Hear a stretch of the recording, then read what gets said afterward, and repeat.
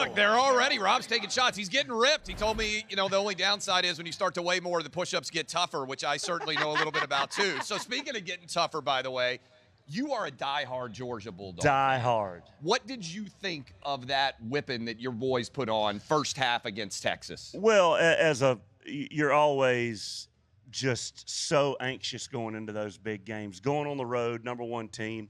And so many years we've come out on the wrong side of those, traveling to such an environment like that. And to go in and dominate was was one of the best.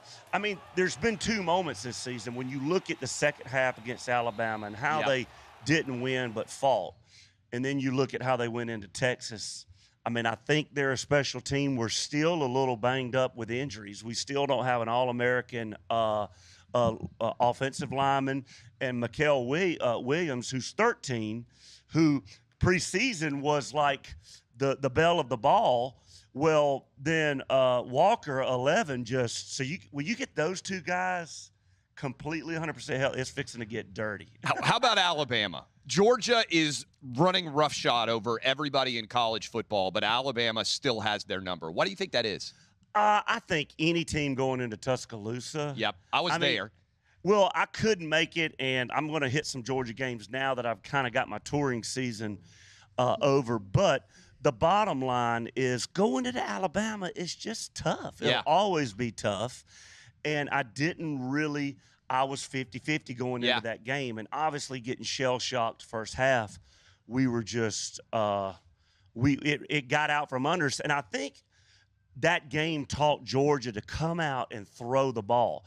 This whole premise that Carson Beck needs to never throw an interception is not – he needs to go out there and he's got to sling it. He's got to sling it. I think trying to establish the run on the first three drives of a game, maybe that's not our identity this year. I think our identity is give your first-round draft pick quarterback is he going to get a tip ball? Is he going to get a tip ball and an interception? Yeah.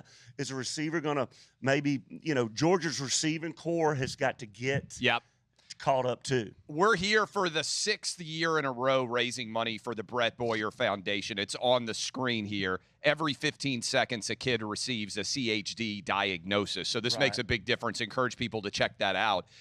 We've also got some big Luke Bryan fans on the show right now. I know Matt Leinart. I know that Urban Meyer. You know those guys. Hung with Urban several times. And how tough is it when he's the Florida coach and you're a diehard Georgia fan? Well, first of all, I tell people Steve Spurrier ruined my childhood.